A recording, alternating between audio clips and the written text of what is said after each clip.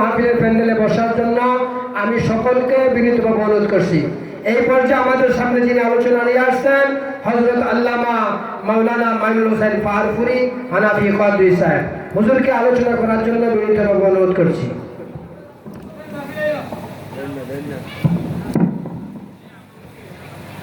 السلام عليكم ورحمة الله وبركاته. وعليكم السلام ورحمة الله تعالى وبركاته. الحمد لله رب العالمين خالق السماوات والأرضين الصلاة والسلام على من كان نبيا وآدم بين الماء والطين سيدنا ونبينا وشفينا وحبيبنا وكيلنا وكفيلنا وأولنا ومعيننا محمد رسول الله صلى الله عليه وسلم. قال الله تعالى في كلامه المجيد والفرقان الحميد ومن آياته أن خلق لكم من أنفسكم أزواجا لتسكنوا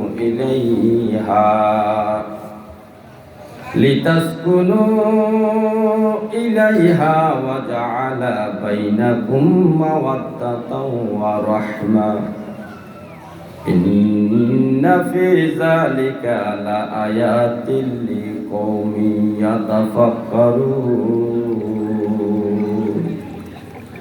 صدق الله مولانا العظيم وصدق رسوله النبي الكريم الآمين. قال النبي صلى الله عليه وسلم أيما امرأة ماتت زوجها عنها راض دخلت الجنة أو كما عليه الصلاة والسلام. إن الله وملائكته يصلون على النبي يا أيها الذين آمنوا صلوا عليه وسلموا تسليما. صلاة يا رسول الله عليكم سلام يا عليكم صلاة يا رسول الله سلام يا আমল নাই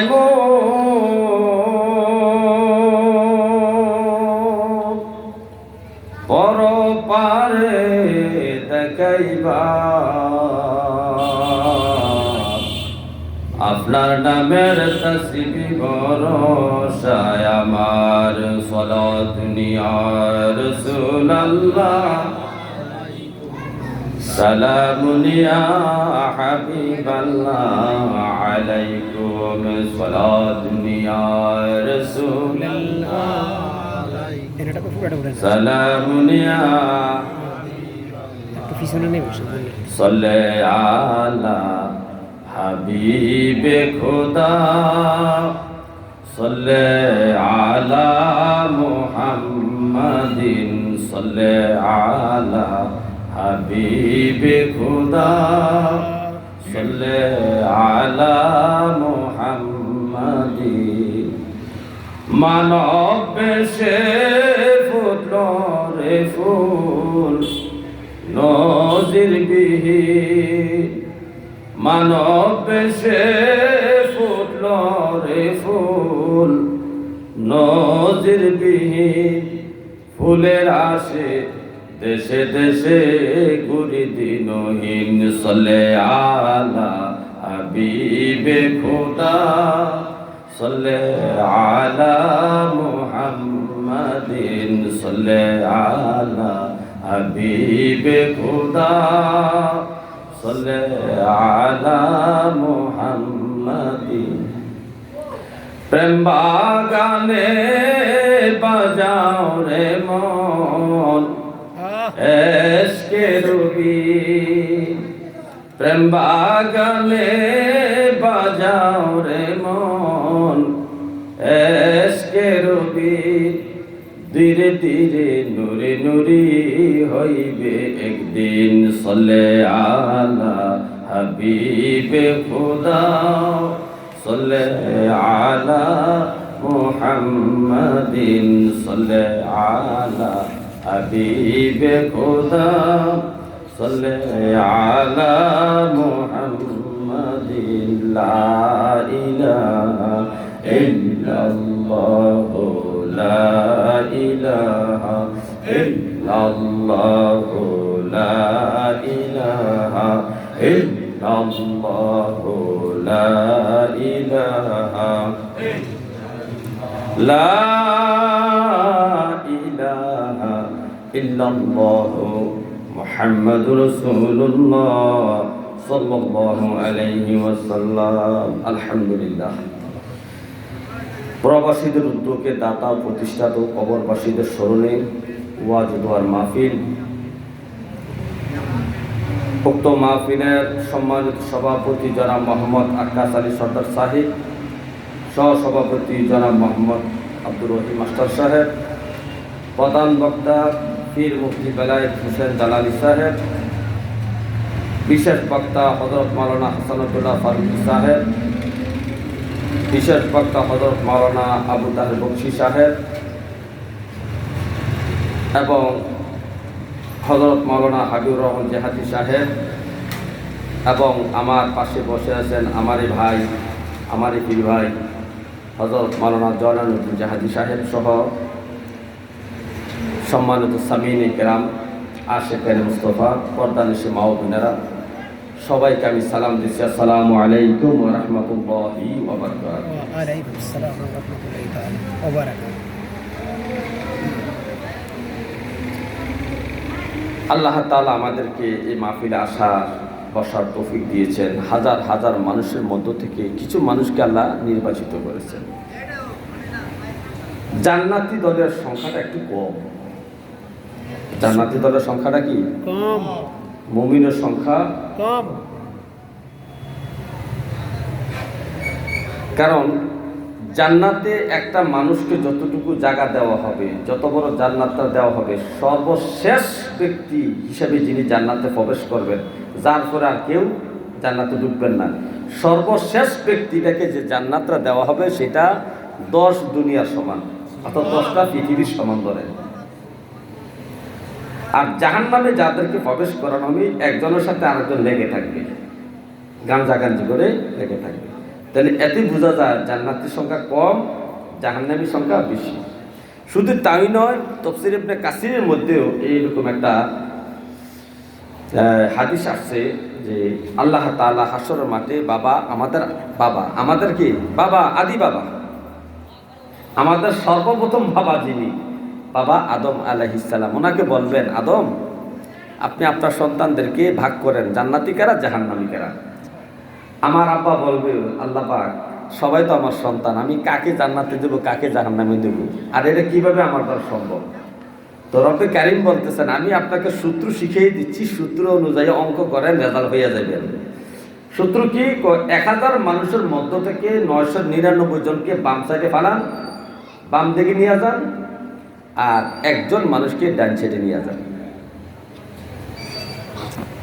ডান সাইডে যারা, তারা জান্নাতি, বাম সাইডে যারা, ডান দিকের পাল্লা যার বাড়ি হবে জান্নাতি, বাম দিকের পাল্লা যার বাড়ি হবে জাহান্নামী। ডান হাতে যার আমল নামা আসবে সে জান্নাতি, বাম হাতে যার আমল নামা আসবে সে জাহান্নামী। বাম সাইডটা বেশ সুবিধা না, বাম হাতটা কিন্তু ভালো কাজে লাগে না, একটু খারাপ কাজে লাগে, কি বলেন? আর ডান হাত, কোরআন শুনলে তো ডান হাত, ভাত খাইতেও ডান হাত, তাবারকিত ডান হাত, কিছু হাদিয়া দিত ডান হাত, যত ভালো কাজ আছে সব ডান হাতে হয়, ঠিক কিনা বলে? তো এই জন্য মাহফিলে হাজার হাজার মানুষের মধ্য থেকে আল্লাহ তাআলা যাচাই বাছাই করে নির্বাচিত করে মহাব্বত করেন যে ব্যক্তিদেরকে আল্লাহ, তাদেরকে মাহফিলে পাঠাবেন। আর জান্নাতের বাগানে সবাই আসতে পারবে না। সবাই কি জান্নাতে যেতে পারবে না। তো জান্নাতের বাগানে তো সবাই আসতে পারবে না, এটাই নিয়ম। যাক, যত সময় সম্পূর্ণ ভূমিকার চতুর্দিকে না যাই, আমি সরাসরি আলোচনা যাচ্ছি। আমরা আলোচনা করবো আজকে স্বামী স্ত্রীর হক নিয়ে। এই রোগটা আমাদের মহামারী হিসাবে ধারণ করছে। যদি স্বামী স্ত্রীর রোগটা ভাইরাস হইতো, করোনা ভাইরাস বেশি আক্রমণ, মানে বেশি ভয়ঙ্কর হইতো। স্বামী স্ত্রীর সমস্যাটা যদি আল্লাহ তাআলা এটার একটা ভাইরাসে আক্রান্ত মানে রূপ দিতেন, মহামারীতে রূপ দিতেন, তাইলে করোনার সব বড় আকার ধারণ করত। আমরা অথচ স্বামী স্ত্রীর বিষয়টা আমরা কে হালকা মনে করি। এটা হালকা না ভাই। দেখেন, যত আবাদত আছে, নামাজ, রোজা, হজ, যাকাত, জিকির, আজকার, দুরূদ শরীফ, আবা কাবা, টুপি পাগড়ি, জামা, সব আবাদতের মধ্যে একটা আবাদত আরশে আজিমে নাজিল হয়েছে। একটা আবাদতের হুকুম আরশে আজিমে দেওয়া হয়েছে। আল্লাহ রাসূল যখন মেরাজে গিয়েছেন তখন শুধু নামাজের হুকুমটা, নামাজের হাদিয়াটা আমাদেরকে দিয়েছেন। আর সব আবাদত দুনিয়ায় হুকুম হয়েছে। দুনিয়ায় একটা হুকুম কোথাও হয়েছে আরশে আজিমে। আর পৃথিবীতে যত বন্ধন আছে, ভাইয়ে বন্ধন, ভাই বোনের বন্ধন, বাবা ছেলের বন্ধন, মা ছেলের বন্ধন, বেআইনের বন্ধন, বেআইয়ের বন্ধন, বেআইনের বন্ধন, যত আত্মীয়তার বন্ধন আছে সব বন্ধন হয়েছে দুনিয়ায়। সব বন্ধন কোথায় হয়েছে? সব বন্ধন কোথায় হয়েছে? কিন্তু একটা বন্ধন জান্নাতে হয়েছে। একটা বন্ধন, একটা আত্মীয়তা কোথায় হয়েছে? জান্নাতে। সেটা কি বলতে পারবে? স্বামী স্ত্রী। আল্লাহু আকবার বলেন। স্বামী স্ত্রীর বন্ধনটা কোথায় হয়েছে? জান্নাতে। কারণ আগে স্বামী স্ত্রীর বন্ধন, তারপরে না বাবা ছেলে, তারপর না বাবা মেয়ে, মা ছেলে, এগুলো হচ্ছে দুনিয়া। কারণ স্বামী স্ত্রীর বন্ধনটা জান্নাত হয়েছে। কারণ বাবা আদম আলাইহিস সালামের সাথে আমার আম্মাজান হাওয়া বিয়া হয়েছে কোথায়? স্বামী স্ত্রী হিসেবে বসবাস করছেন কোথায়? আবার এই বন্ধনটা জান্নাতে চলে যাবে। আবার এই বন্ধনটা কোথায় যাবে? জান্নাতে যাবে। ধরেন আপনি যদি জান্নাতি হন, আপনার ছেলেও যদি জান্নাতি হয়, জান্নাতে কিন্তু একসাথে থাকা যাবে না। বাবা এক জায়গায়, ছেলে আরেক জান্নাতে, বাবা এক জান্নাতে, ছেলে আরেক জান্নাতে। ধরেন মা মেয়ে যদি জান্নাতি হয়ে যায়, মা মেয়ে কিন্তু একসাথে থাকার ব্যবস্থা নাই। মা এক জান্নাতে, মেয়ে আরেক জান্নাতে। মেয়ে থাকবে কার সাথে? স্বামীর সাথে। কারণ তাদের বন্ধনটা সৃষ্টি হয়েছে কোথায়? জান্নাতে। এই জন্য জান্নাতে তাদের বন্ধনটা অটুট রাখবেন আল্লাহ, এটা বিচ্ছিন্ন করবেন না। বাবা ছেলের বন্ধন বিচ্ছিন্ন হবে। বাবা এক জান্নাতে, ছেলে আরেক জান্নাতে, মা এক জান্নাতে, মেয়ে আরেক জান্নাতে। কিন্তু স্বামী স্ত্রীর বন্ধনটা একমাত্র জান্নাতে অটুট আল্লাহ পাক রাখবেন। এটা কত বড় মহান বন্ধন, কত বড় সম্মানিত বন্ধন, চিন্তা করছেন? যে বন্ধনটা সৃষ্টি হয়েছে জান্নাতে, সেটা জান্নাতেও থাকবে। জান্নাতে স্বামী স্ত্রীর বন্ধন বিচ্ছিন্ন হবে না যদি স্বামী স্ত্রী দুইজন জান্নাতি হয়ে যায়। প্রত্যেকটা পুরুষ যদি জান্নাতি হয়, প্রত্যেকটা স্বামী যদি জান্নাতি হয়, তাকে ৭২ থেকে ৭৩টা সুন্দরী মহিলা খাদেম স্ত্রী হিসেবে দেওয়া হবে। কয়জন? ৭২ থেকে ৭৩ জন। এর মধ্যে যদি আপনার স্ত্রী, দুনিয়ার স্ত্রীটা যদি জান্নাতি হয়, তাকেও জান্নাতে আপনার সাথে দেওয়া হবে। এখন ৭২ নারী আর আপনার স্ত্রী মোট কয়জন হয়েছে? ৭৩ জন।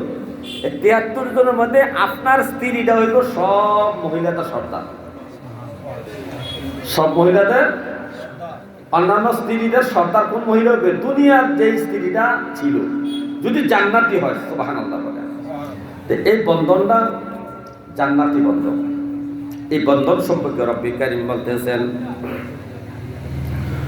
ওয়া মিন আয়াতিহি আন খালাকা লাকুম মিন আনফুসিকুম আজওয়াজান ওমিন আয়াতিহি, এটাও আল্লাহ পাকের একটা নিদর্শন। আল্লাহ পাকের যত নিদর্শন আছে, এই সমস্ত নিদর্শনের মধ্য থেকে এটাও একটা নিদর্শন। আন খালাকা লাকুম মিন আনফুসিকুম আজওয়াজান, তোমাদের মধ্য থেকে তোমাদের জন্য তোমাদের স্ত্রীকে সৃষ্টি করা হয়েছে। তোমার দেহ থেকে তোমার স্ত্রীকে আলাদা করা হয়েছে। তোমার শরীরের একটা অংশ থেকে তোমার স্ত্রীকে বানানো হয়েছে। তো কেন বানানো হয়েছে? তোমার দেহ থেকে স্ত্রী তোমার অর্ধাঙ্গনী মানে অর্ধেক। তোমার যে বডি আছে, তোমার যে মন আছে, দেহ আছে, তুমি যে মানুষ আছো, তোমার অর্ধেক হলো তোমার স্ত্রী। কেন বানানো হয়েছে? আমার থেকে, আমার অংশ থেকে, আমার হাড্ডি থেকে, আমার ঘাম থেকে, কোন কোন কিতাবে আছে ঘাম থেকে স্ত্রীকে বানানো হয়েছে, কোন কোন কিতাবে আছে হাড্ডি থেকে স্ত্রীকে বানানো হয়েছে, বাম পাথরের হাড় থেকে স্ত্রীকে বানানো হয়েছে। তো কেন বানাইছেন রব্বে কারীম? তো রব্বে কারীম জবাব দিতেন, লিতাসকুনু ইলাইহা। তুমি স্বামী, তোমার শরীর খুব গরম, তোমার এই গরম শরীরটা ঠান্ডা করার জন্য, তোমার মনের তৃপ্তির জন্য, তোমার শরীরের তৃপ্তির জন্য, শরীরটাকে দমানোর জন্য তোমার দেহ থেকে তোমার স্ত্রীকে সৃষ্টি আমি করেছি। এটা আমার একটা নিদর্শন। হে আমার ভাইও, ওয়াজআলা বাইনাকুম মাওয়াদ্দাতা ওয়া রাহমা, এ তোমার দেহ থেকে তোমার স্ত্রীকে সৃষ্টি করিয়া শুধু আমি ক্ষান্ত হই নাই, তোমাদের মধ্যে আমি ভালোবাসার বন্ধন সৃষ্টি করে দিয়েছি।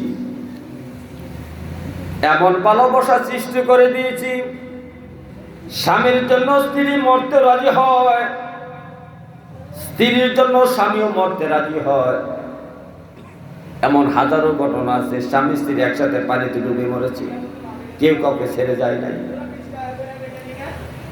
বড় বড় জাহাজ দুর্ঘটনায় যখন হয়েছে সাগরের মধ্যে, এমন লাশ পাওয়া গেছে, স্বামী তার স্ত্রীর হাতে ধরে আছে, স্ত্রী তার স্বামীর হাতে ধরে আছে, কেউ কাউকে ছেড়ে যাচ্ছে না, দুজনেই পানির মধ্যে মরে গিয়েছে।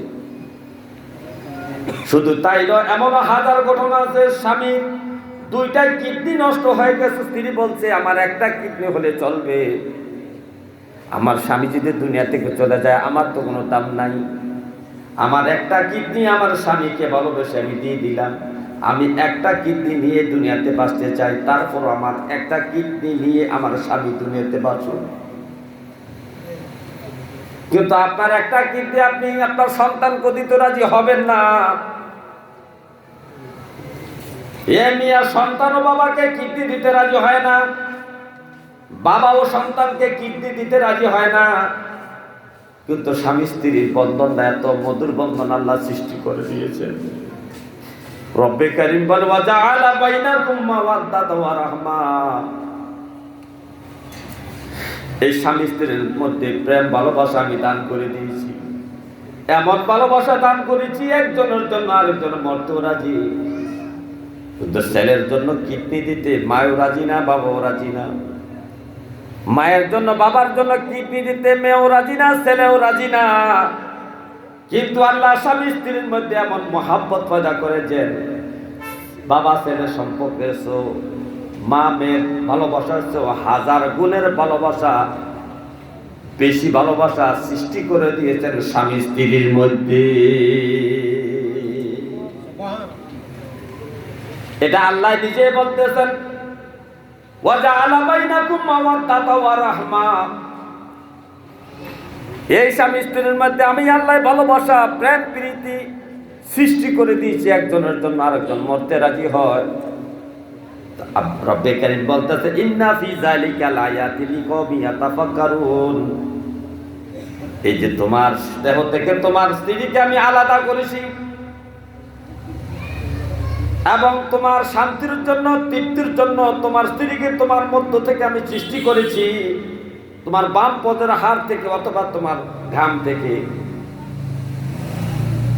আর এই দুইজনের মধ্যে এমন ভালোবাসা আমি সৃষ্টি করে দিয়েছি, একজনের বাড়ি নোয়াখালী, আরেকজনের বাড়ি হলো বরিশাল। মেয়ের বাড়ি চিটাং, ছেলের বাড়ি কুমিল্লা। দুইজন দুই রকম সমাজে বড় হয়েছেন, দুইজন দুইটা কালচার নিয়ে বড় হয়েছে, দুইজনের দুই রকম ভাষা। তারপরও স্বামী স্ত্রীর বন্ধন হওয়ার কারণে রব্বুল কারীম এমন ভালোবাসা সৃষ্টি করে দিয়েছেন, একজনের জন্য আরেকজন জীবন দিতে রাজি আছে। তাহলে রব্বুল কারীম বলতে আছেন স্বামী স্ত্রীর বন্ধনটা আল্লাহর নিদর্শন। স্বামী স্ত্রীর বন্ধনটা কি? আল্লাহর নিদর্শন। আর এই স্বামী স্ত্রীর মধ্যে স্বামীর প্রতি স্ত্রীর কিছু হক আছে, স্ত্রীর প্রতি স্বামীর কিছু হক আছে। এই হকগুলা আদায় করা স্বামীর জন্য যেমন ফরজ, স্ত্রীর জন্য তেমন ফরজ। স্বামীর হক স্ত্রীকে আদায় করা উচিত, তার জন্য ফরজ। আবার স্ত্রীর হকগুলা স্বামী আদায় করা তার জন্য ফরজ। এই স্বামী স্ত্রীর অধিকারের মধ্যে স্বামীর একটু সম্মান আল্লাহ তাআলা বেশি দিয়েছেন। কেমন সম্মান আল্লাহ দিয়েছেন বেশি দেখেন। নবীজি বলেন, হে আমার উম্মত, লাউ কুনতু আমিরা আহাদিন, আমি যদি দুনিয়ার কোন মানুষকে সিজদা করার জন্য বলতাম, আইয়াসজুদ আলি আহাদিন, আমি যদি কোনো মানুষকে দুনিয়ায় কোনো মানুষকে সিজদা করার জন্য বলতাম,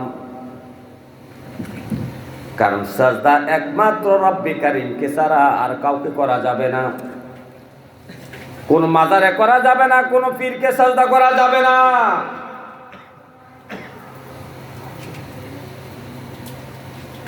বাবা তার বাবাকে সন্তান সিজদা করতে পারবে না, সন্তান তার মাকে সিজদা করতে পারবে না।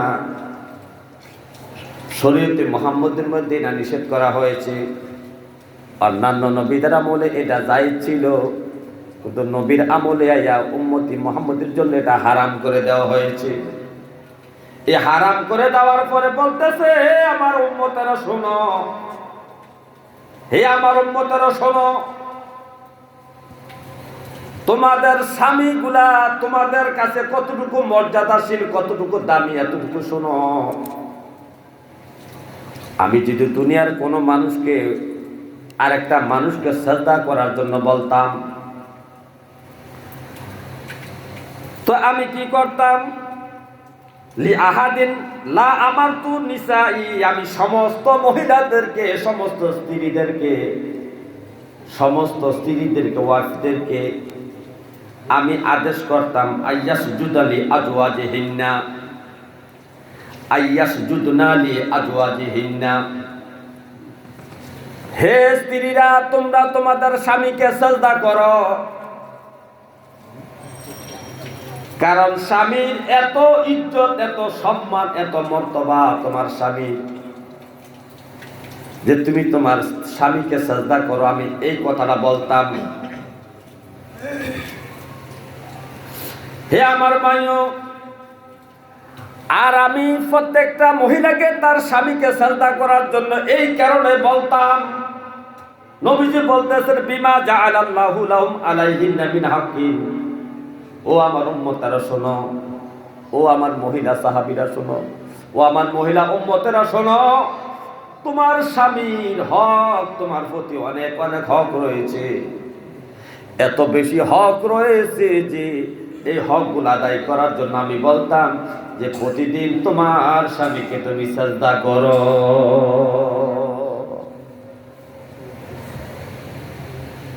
তাহলে স্বামীর কত দাম! একমাত্র আল্লাহকে ছাড়া দুনিয়ায় কোনো মানুষ, কোনো জায়গা, কোনো ব্যক্তিকে, কোনো জায়গাকে সিজদা করা যায় না, হারাম বলা হয়েছে। সে জায়গায় নবী বলতেছেন, আমি যদি কাউকে সিজদা করার জন্য বলতাম, তাহলে তোমাদেরকে হুকুম করতাম, হে দুনিয়ার আমার মহিলা উম্মতেরা শোনো, তোমরা তোমাদের স্বামীদেরকে সিজদা করো। তাহলে আমার মায়েরা গো, আপনাদের জেনে রাখা দরকার আপনার স্বামী আপনার কাছে কত দামি। এই দামি ব্যক্তিটাকে আপনি অবহেলা করে, তুচ্ছ তাচ্ছিল্য করে, অহংকার করে, রাগের বশতে বিভিন্ন দিক দিয়ে আপনার স্বামীকে আপনি আঘাত দিয়ে থাকেন। নবীজি প্রশ্ন করলেন, নবীজিকে প্রশ্ন করলেন সাহাবী, ইয়া রাসূলুল্লাহ আইয়ুন নিসাই খায়রুন, কোন স্ত্রী লোকটা ভালো, কেমন ওয়াইফ ভালো, কোন স্ত্রী লোকটা ভালো, নবীকে একটু বলে দেন না। সাহাবী নবীজিকে প্রশ্ন করতেছে, ইয়া রাসূলুল্লাহ আমাকে একটু জানাইয়া দেন কোন স্ত্রী লোকটা ভালো। নবীজি বলেন, ক্বালাল্লাতী তাসুররুহু ইযা নাযারা। নবীজি বললেন, তাসুররুহু ইযা নাযারা, যে মহিলার দিকে তার স্বামী তাকাইয়া খুশি হইয়া যায়, যে মহিলার দিকে স্বামী তাকাইয়া খুশি হইয়া যায়, এক নাম্বার গুণ। দুই নাম্বার, ওয়াতুতিউহু ইযা আমারা, স্বামী আদেশ করার সাথে সাথে স্ত্রী তা আদেশ পালন করে। স্বামী তার চেহারার দিকে তাকালে স্বামী হাসি দিয়া নয়, স্বামীর মন খুশি হয়ে যায় বিবির দিকে তাকাইলে। আর দুই নাম্বার গুণ হইল, যখন স্বামী আদেশ করে সাথে সাথে স্বামীর আদেশটা স্ত্রী পালন করে। এই দুইটা গুণ যে মহিলার মধ্যে থাকবে, এই দুইটা গুণ যে মহিলার মধ্যে থাকবে, সেই মহিলাটা হলো তোমাদের মধ্যে উত্তম স্ত্রী। পুরুষটা সারাদিন হাটে বাজারে মাঠে ঘাটে, অফিস আদালতে দোকানে পাটে, ব্যবসা বাণিজ্য, কষ্টের উপর কষ্ট, গামের উপর গাম চড়াইয়া বাসায় আসে, খাওয়া দাওয়া করার জন্য, গোসল করার জন্য বাসায় আসে। যখন সে বাসায় আসে দরজায় পৌঁছে, স্ত্রী ঘর থেকে যদি দৌড়ে আসা দরজার মধ্যে স্বামীকে দেখে একটা মুচকি হাসি দেয়। এই যে স্বামীটা বাজারে হাটে মাঠে ঘাটে দোকানে পাটে ব্যবসা বাণিজ্য চাকরি বাকরিতে এত কষ্ট করেছে, সমস্ত কষ্টগুলা ভুলে যায় বাড়িতে এসে যদি স্ত্রীর একটা হাসি দেখে।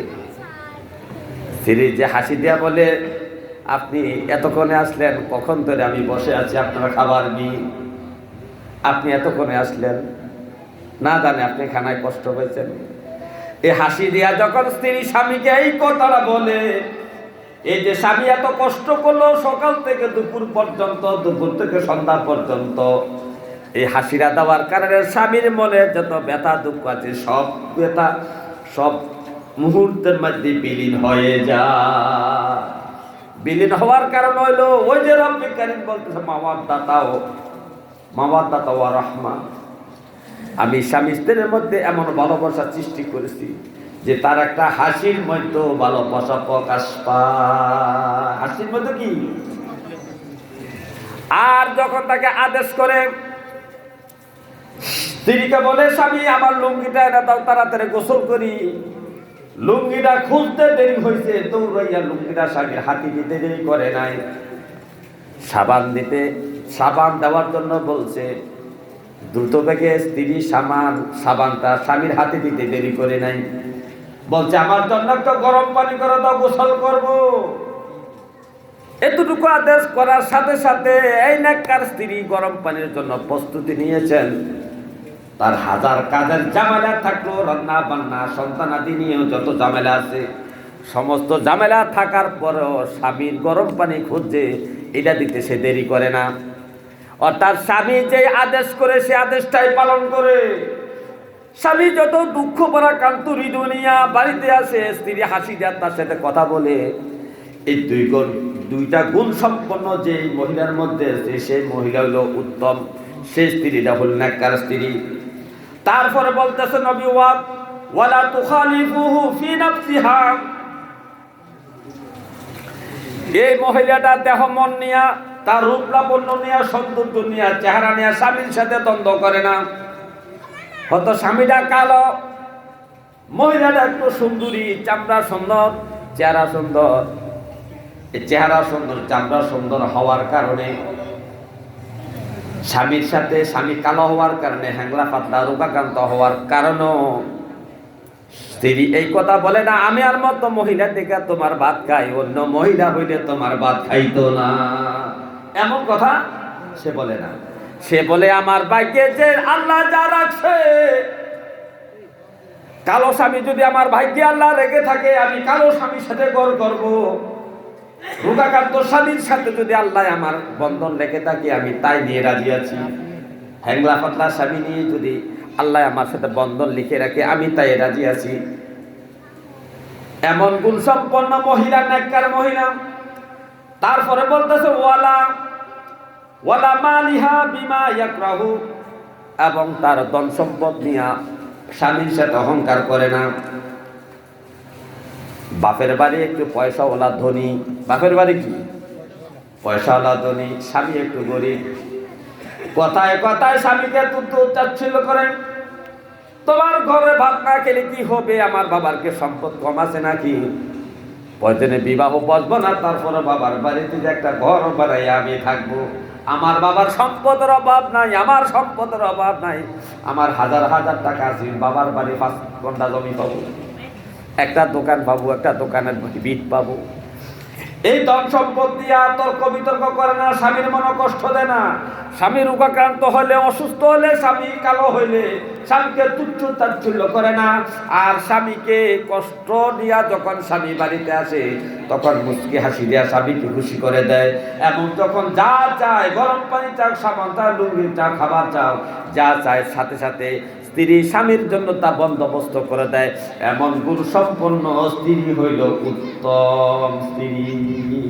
কে বলছেন? নবীজি বলেছেন। হে আমার মা গো, আপনি যতক্ষণ পর্যন্ত নেককার উত্তম স্ত্রী না হতে পারবেন, ততক্ষণ পর্যন্ত জান্নাতে যাইতে পারবেন না। আপনার জন্য জান্নাতে যাওয়া কত সহজ আপনি দেখেন। নবীজি বলছেন, আইয়ু ইমরাআতিন মাতাত, কোন স্ত্রী যদি ইন্তেকাল করে, ওয়া যাওজুহা আনহা রাদিন, তার স্বামীকে খুশি রাখিয়া, এটা হাদিস শরীফ, নবীর কথা। যে জান্নাতের মালিক আমার নবী, ওই নবী জান্নাতের গ্যারান্টি দিচ্ছেন মহিলাদেরকে। কোন ধরনের মহিলা, কোন ধরনের মহিলা, কোন ধরনের স্ত্রী, ওয়াইফকে জান্নাতের গ্যারান্টি নবী দিচ্ছেন। একটু খেয়াল করে দেখো, নবী বলতেছেন, আইয়ুমা ইমরাতিন মাতাত, কোন স্ত্রী লোক যদি মারা যায়, ওয়া যাওজুহা, তার স্বামীকে আনহা রাদিন, সন্তুষ্টি রাখিয়া। স্ত্রীর ইন্তেকালে স্বামী কান্দে, পাগলের মতো হাউমাউ করে স্ত্রীর জন্য কান্দে। কান্দার কারণ কি? কয়, কান্দার কারণ হলো আমার স্ত্রীটা এত ভালো ছিল যে আমার বাড়ির মধ্যে আমার বিবির মতো ভালো মানুষ কেউ ছিল না। আমার স্ত্রী আমার সুখে দুঃখে আমার বন্ধন ছিল, সুখে দুঃখে আমার বন্ধু ছিল, আমার দুঃখের বেলা বন্ধু ছিল, সুখের বেলাও আমার স্ত্রী বন্ধু ছিল। আমার স্ত্রী আমার মনে কখনো কষ্ট দেয় না। আমার খাবারের কথা চিন্তা করতেন, আমার শরীরের কথা চিন্তা করতেন। নিজের মাথার ব্যথার কথা আমাকে প্রকাশ করতেন না, কিন্তু আমার মাথার ব্যথা নিয়ে সে বেশি চিন্তা করতেন। কি ওষুধ খাওয়ানো যায়, মাথা একটু টিপে দেই, মাথায় একটু তেল দিয়ে দেই, হাত পাও কামড়ায় দিতেছে, ব্যথা করতেছে, আমি একটু চেপে দেই। এরকম ভাবে আমার স্ত্রী আমার সেবা করেছে, যত্ন করেছে। আমি কি খাইতে পছন্দ করি আমার স্ত্রী জানে। আমার জন্য এই খাবারটা আমার স্ত্রী প্রস্তুত করে রাখতো। এই কথা বলে বলে স্বামী হাউমাউ করে কান্দে। তার মানে তার স্ত্রী ছিল ভালো। এই ভালো স্ত্রীর জন্য, মহাব্বতের স্ত্রীর জন্য স্বামী কান্দে। আর এই মহাব্বতের স্ত্রীটা স্বামীটাকে খুশি রাখিয়া যদি কবরে যাইতে পারে, মৃত্যুবরণ করতে পারে, নবীজি বলছেন দাখালাতিল জান্নাহ, নবী বলেছেন তাকে জান্নাতে প্রবেশ করানো হবে। মহিলাদেরকে জান্নাতে যাওয়া সহজ, মহিলার জান্নাতে যাওয়া সহজ। 5 ওয়াক্ত নামাজ আর রোজা আর পর্দা পশিদা আর স্বামীকে খুশি করে যদি মরতে পারে, 5 ওয়াক্ত নামাজ আর রোজা নিজেকে পর্দার মধ্যে রাখিয়া স্বামীকে খুশি করে যদি মরতে পারে, ওই মহিলাটা 100% জান্নাতি জান্নাতি। নারে তাকবীর, নারে রিসালাত, নারে গাউসিয়া। ইলাসপুরের পক্ষ থেকে, জোরে ইলাসপুরের পক্ষ থেকে মাওলানা মাইনুল হাসান ফারফুরি আর নাজিরি সাহেব কেবলার আগমন। মাশাআল্লাহ। আল্লাহুম্মা সাল্লি ওয়া সাল্লিম, আল্লাহুম্মা সাল্লি ওয়া সাল্লিম আলাইহি ওয়া আলিহি মাআহু আজমাইন। আল্লাহুম্মা সাল্লি ওয়া সাল্লিম, আল্লাহুম্মা সাল্লি ওয়া সাল্লিম। কি করিলে বব বাজারে তোমার হিসাব চলছে মনের গরে, কি করিলে বব বাজারে তোমার হিসাব চলছে মনের গরে, যোগ্য করোনার মন থাকতে সে বাজারের দিন। আল্লাহুম্মা সাল্লি ওয়া সাল্লিম, আল্লাহুম্মা সাল্লি ওয়া সাল্লিম আলাইহি ওয়া আলিহি মাআহু আজমাইন। আল্লাহুম্মা সাল্লি ওয়া সাল্লিম, আল্লাহুম্মা সাল্লি ওয়া সাল্লিম। হে আমার ভাইও, এই তো মেরাজের মাস। এই মেরাজের মাসে আল্লাহ রাসূল আল্লাহর সাথে দেখা করার জন্য, সাক্ষাৎ করার জন্য আরশে আজিমে গিয়েছেন। আরশে আজিমে যাইয়া নবীজি জান্নাত জাহান্নাম পরিদর্শন করেছেন। জাহান্নাম দেখতে যাইয়া কিছু দৃশ্য দেখলেন। এই মেরাজের মাসের এই হাদিস। নবীজিকে ফের জিব্রাইল জাহান্নামে নিয়ে গেলেন দেখার জন্য। জাহান্নামের হাঁটতেছেন এমন একটা জায়গায় নবীজি পৌঁছলেন। একটা ময়দানের মধ্যে দেখতে পাইলেন কিছু মহিলাকে তাহার জিহ্বার সাথে রশি বাঁধিয়া লটকাইয়া রাখা হয়েছে। উপরের দিকে জিহ্বাটা টান দিয়া বাইর করে, বড় বড় জিহ্বার হয়েছে, টান দিয়া বাহির করে জিহ্বাটার মধ্যে রশি বাঁধছে, বান্ধিয়া তাকে লটকাইয়া রাখা হয়েছে। নবীজি এই দৃশ্য দেখিয়া নবীজি হাউমাউ করে কান্না শুরু করলেন। পাশে জিব্রাইল আছে। জিব্রাইলকে প্রশ্ন করলেন, হে ভাই জিব্রাইল, কারণ নবীজির সাথে জিব্রাইলের একটা মহব্বতের সম্পর্ক। জিব্রাইল নবীকে নাম দিয়ে ডাক দিতেন, ইয়া মুহাম্মদ, ইয়া আহমদ, ইয়া আবুল কাসেম। নবীজিকে নাম ধরে একমাত্র জিব্রাইল ডাকতেন। জিব্রাইলকে নবীজি সবসময় ভাই বলছেন, ইয়া আখি জিব্রাইল, হে ভাই জিব্রাইল। জিব্রাইলের সাথে নবীর একটা মহব্বত, যেখানে আল্লাহ নবীর নাম বলে ডাক দেয় না, কিন্তু জিব্রাইল নবীর নাম ধরে ডাক দেয়। জিব্রাইলের সাথে নবীর আমার একটা মহব্বত, এত ভালোবাসা। জিব্রাইলকে প্রশ্ন করে, ভাই জিব্রাইল, এই মহিলাটাকে কেন জিব্বার সাথে রশি বাঁধিয়া লটকায় রাখা হয়েছে?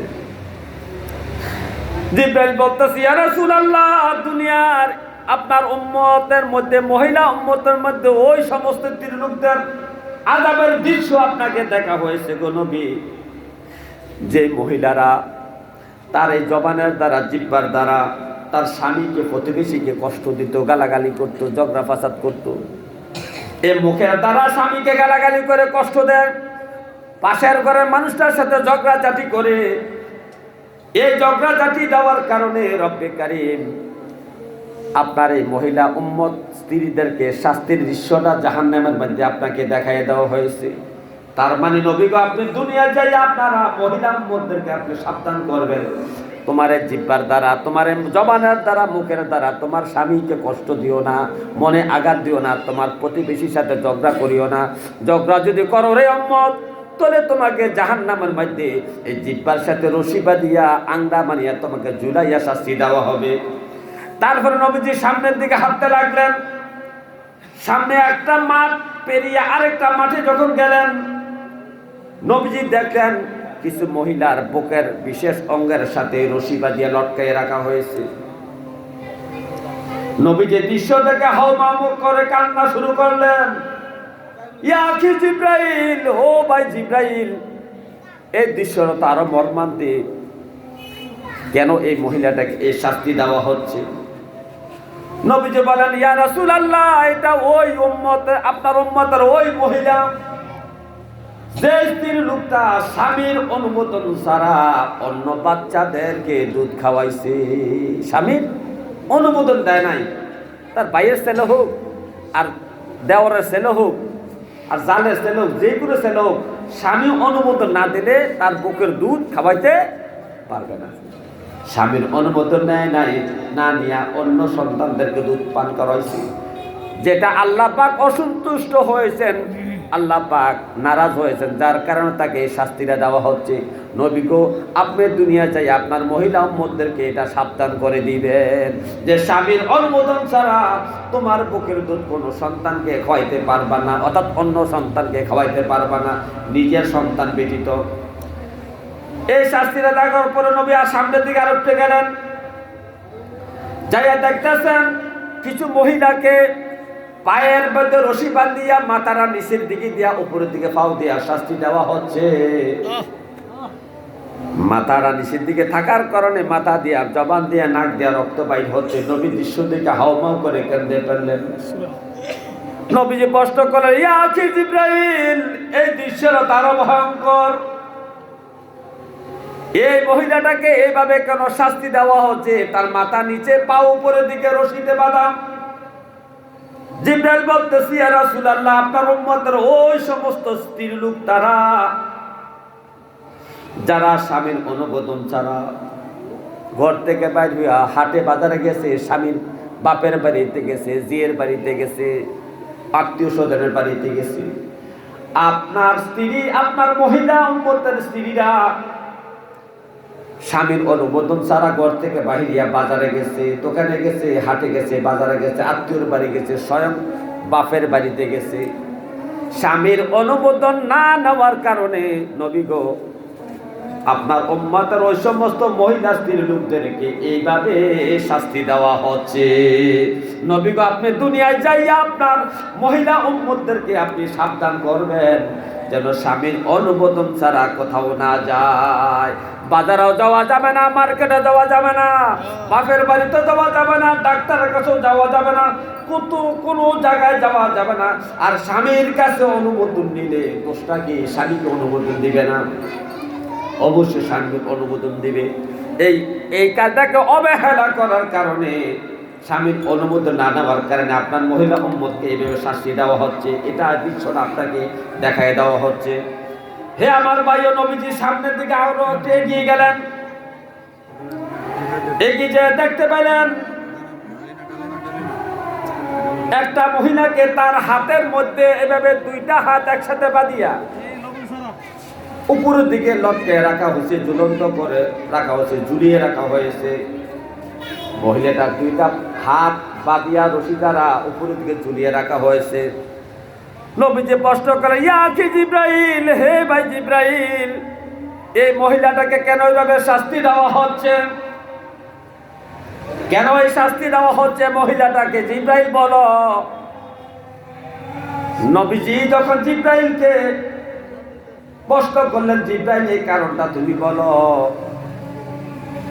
জিব্রাইল বলতেছি, ইয়া রাসূলুল্লাহ, আপনার মহিলা উম্মতের মধ্যে যারা স্ত্রী, কিছু স্ত্রী লোক স্বামীর অনুমোদন ছাড়া স্বামীর টাকা পয়সা খরচ করেছে, ইচ্ছা মাফিক স্ত্রী পিস কিনেছে, স্বামী বিদেশ থেকে টাকা পাঠায়, ইচ্ছা মাফিক সে মানুষকে টাকা দেয়, বাপের বাড়িতে টাকা দেয়, বাইকে টাকা দেয়, মেয়েকে টাকা দেয়, ইচ্ছা মাফিক খরচ করে। স্বামীর এই অর্থ সম্পদ সে নষ্ট করে। আরে স্বামীর অনুমোদন ছাড়া ভিখারিকেও ভিক্ষা দেওয়া যাবে না। হক কারণ ঘরের চালের মালিক স্বামী, টাকার মালিক স্বামী, বাড়ির মালিক স্বামী, অর্থ সম্পদ সব কিছুর মালিক স্বামী। আপনি মাত্র পাহারাদার। আপনি কি? আপনি মাত্র পাহারাদার। সব কিছুর মালিক আপনার স্বামী। স্বামীর অনুমোদন ছাড়া ভিখারিকেও ভিক্ষা দেওয়া যাবে না।